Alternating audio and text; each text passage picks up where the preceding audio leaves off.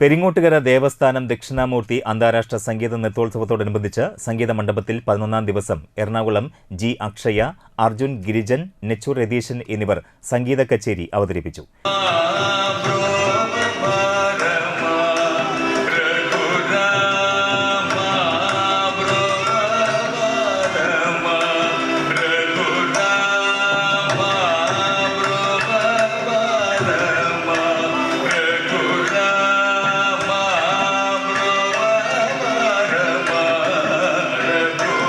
വയലിനിൽ മാവേലിക്കര സതീഷ് ചന്ദ്രനും Perunna G Harikumar മൃദംഗത്തിലും Tripunithura K Gopalakrishnan ഘടത്തിലും പക്കമേളം ഒരുക്കി.